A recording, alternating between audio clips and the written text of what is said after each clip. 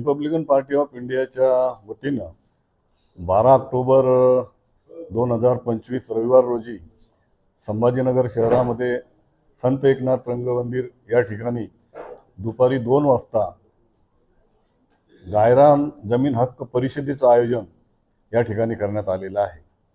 गेल्या अनेक वर्षापासून गायरान जमिनी ज्या आहेत तर आमच्या भूमिहीनांच्या त्या ताब्यात आहेत। 1990 पासून त्या जमिनी ते कसत आहेत, म्हणून 1990 ते 2025 पर्यंत ज्यांच्या जमिनीवर अतिक्रमण त्यांनी केलेलं आहे ते जमिनी कसत आहेत, त्या जमिनी त्यांच्या नावावर करण्यात याव्यात व सातबाराचे उतारा त्यांना देण्यात यावे या मुख्य मागणीसाठी संभाजीनगरला गायरान जमीन हक्क परिषदेचं आयोजन करण्यात आलेलं आहे। आणि या परिषदेचं उद्घाटन देशाचे सामाजिक न्याय राज्यमंत्री तथा रिपब्लिकन पार्टी ऑफ इंडियाचे राष्ट्रीय अध्यक्ष माननीय रामदासजी आठवले यांच्या हस्ते उद्घाटन करण्यात येणार आहे। आणि या परिषदेला प्रमुख पाहुणे म्हणून या ठिकाणचे संभाजीनगरचे पालकमंत्री संजय शिरसाट, त्याचप्रमाणे अतुल सावे ओबीसी कल्याण मंत्री, त्याचप्रमाणे डॉक्टर भागवत कराड माजी मंत्री यांना निमंत्रित करण्यात आलेलं आहे। त्याचबरोबर आमच्या पक्षाचे नेते देखील या ठिकाणचे मिलिंद शेळके, त्याच्यानंतर ब्रह्मानंद चव्हाण, पप्पू कागदे हे देखील प्रमुख पाहुणे म्हणून त्या ठिकाणी उपस्थित राहणार आहेत। या परिषदेच्या अध्यक्षस्थानी मी स्वतः असणार आहे। आणि म्हणून आमचं म्हणणं हे आहे की गेल्या अनेक वर्षापासून जे प्रश्न या भूमिहीनांचे आहेत ते अद्यापही प्रश्न सुटलेले नाहीत। बाबासाहेब आंबेडकरांच्या नंतर दादासाहेब गायकवाड या देशात RPIचे मोठे नेते होऊन गेले आणि त्यांनी 1964ला भूमिहीनांचा लढा दिला। त्यावेळेला लाखो लोक रस्त्यावर आले होते आणि जेल अपुरे पडले होते।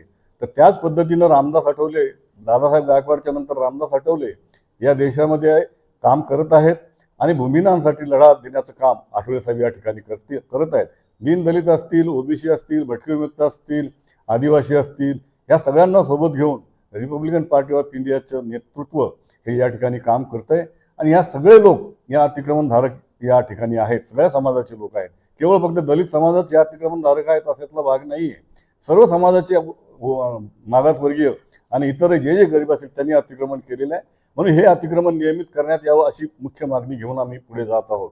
त्याचप्रमाणे आमचं म्हणणं आहे की कलेक्टरनी ज्या नोटिसा दिलेल्या आहेत त्या नोटिसा रद्द करण्यात याव्यात, ही मागणी देखील आम्ही या ठिकाणी परिषदेमध्ये करणार आहोत।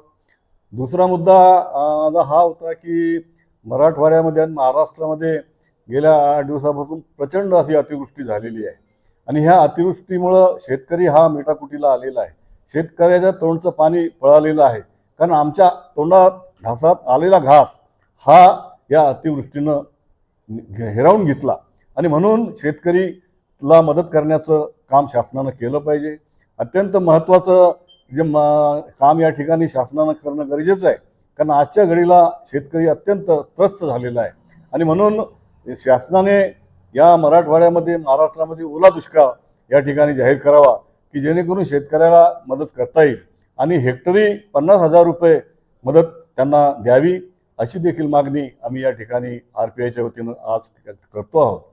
तिसरा मुद्दा हा होता की बिहारमधील महाबोधी विहार मुक्ती आंदोलन हे अनेक दिवसापासून त्या ठिकाणी सुरू आहे आणि म्हणून बिहारमधील जे बुद्धाचं मंदिर आहे या मंदिराला देशातून नाही जगातून सगळ्या ठिकाणाहून पर्यटक त्या ठिकाणी भगवान गौतम बुद्धाच्या पायी माथा टेकण्यासाठी येत असतात, त्या ठिकाणी श्रद्धेने येत असतात। म्हणून हे बुद्धाचं मंदिर महाबोधी विहार हे आज त्या ठिकाणी हिंदूच्या ताब्यात आहे। बौद्ध मंदिर हे आमचं आहे, बौद्धांचं आहे, परंतु ते आमच्या ताब्यात नाही, म्हणून महाबोधी विहार हे बौद्धांच्या ताब्यात मिळालं पाहिजे। ह्या मागणीसाठी आज 14 ऑक्टोबरला मुंबईमध्ये महारॅलीचं आयोजन करण्यात आलेलं आहे।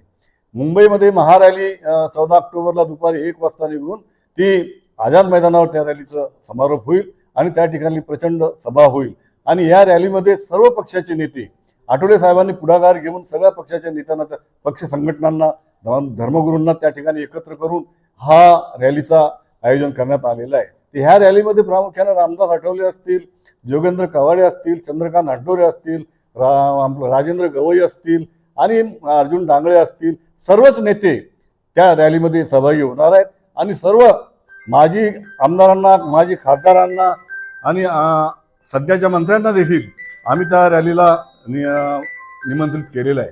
मग सत्ताधारी आमदार असतील, शिवसेनेचे असतील, भाजपचे असतील, ह्या सर्वांना आम्ही त्या ठिकाणी मंत्रिमंडळातील मंत्र्यांना देखील निमंत्रित केलंय. संजय क्षीरसागरांना त्या ठिकाणी निमंत्रित आम्ही त्या ठिकाणी केलेलं आहे. म्हणून ह्या रॅलीमध्ये प्रचंड संख्येनं लोकांनी सहभाग घ्यावं, धर्मगुरूंनी सहभागी व्हावं, असं आवाहन देखील आम्ही या ठिकाणी आज पत्रकार परिषदेच्या माध्यमातून या ठिकाणी करतो. भाजपच्या विरोधात तुम्ही रॅली काढतो, काय वाटतं? नाही, भाजप पर्टिक्युलर भाजपचा विषय नाही आहे. महाबोधी विहार कोणाच्या ताब्यात आहे, तिथले ट्रस्टी कोण आहेत? हिंदू आहेत. नाही, आम्ही सहकारी जरी असलो तरी भाजपचा जो 1949चा जो कायदा आहे ट्रस्टीचा, की 5 हिंदू 5 बौद्ध आणि 1 कलेक्टर अध्यक्ष, तर प्रामुख्यानं हा कायदा बदलणं गरजेचं आहे. आणि हा कायदा बदलला तर ते महाबोधी विहार हे बौद्धांच्या ताब्यात मिळाला काही अडचण येणार नाही. म्हणून मुख्य तो कायदा बदलण्यासाठी सगळ्या देशात हे आंदोलन चालू आहे. किसानाचे जे सध्या नुकसान झाले, आपल्या पक्षातर्फे काय पाहणी करण्यात आली? आम्ही पक्षातर्फे पाहणी करण्यात आली. परवा आठवले साहेब उस्मानाबाद, धाराशिवला येऊन गेले. त्याच्यानंतर त्यांनी बीडचा दौरा केला, त्याच्यानंतर जालन्याचा दौरा केला, औरंगाबादचा दौरा केला. या ठिकाणी RPIच्या वतीनं दिवसभर त्या दिवशी नुकसान झालेल्या शेताची पाहणी करण्यात आली. आहेर चिंचोली म्हणून बीडचं जे गाव आहे त्या ठिकाणी जे आम्ही बघितलं तर खरोखर हवालदिल झालो आम्ही ते बघून, की 7 एकर जमिनीमध्ये कापूस होता आणि पूर्ण कापूस खाली झोपून गेला.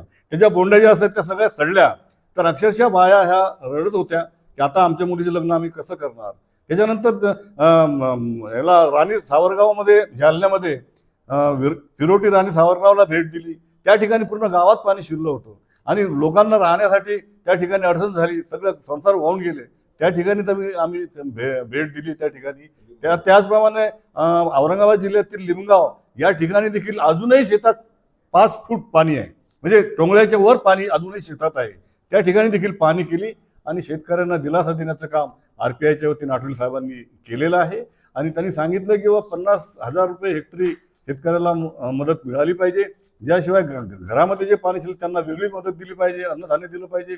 आणि मी स्वतः सेंट्रलमध्ये पंतप्रधानाशी या संदर्भात बोलणार आहे आणि अशी मागणी करणार आहे की सगळ्या महाराष्ट्रातल्या शेतकऱ्यांना भरीव मदत आपण केंद्राच्या मार्फत करावी आणि मी स्वतः पुढाकार त्याच्यात घेणार असंही देखील आठवले साहेबांनी त्या दिवशी सांगितलं. फक्त आश्वासन देऊ लागले, कोणतीही कारवाई कोणालाही आतापर्यंत कोणताही लाभ देण्यात आला नाही. आपण सत्तेत आहे, पण माननीय उद्धव ठाकरेंनी पाहणी करून आणि 50,000 रुपये कॅश देण्यात आले किसानाला. याला कसं बघायचं? नाही, ते आता त्यांनी एखाद्या ठिकाणी दिले असतील, त्यांचं आम्ही काही स्वागत करतो. तर परंतु एक शेतकऱ्याला एका ठिकाणी देऊन चालणार नाही ना, पूर्ण महाराष्ट्रामध्ये दिले पाहिजे. मग त्यांनी जाहीर करावं, त्यांनी मराठवाड्यामध्ये सगळ्या ठिकाणी जावं. एका ठिकाणी येऊन दिले त्याचं स्वागत आहे आमचं, आम्ही करतो, दिले पाहिजेत. परंतु महाराष्ट्र शासनाला सुद्धा ही भरीव मदत देण्याचं आम्ही या ठिकाणी ठोस निर्णय आम्ही त्यांना सांगणार आहोत.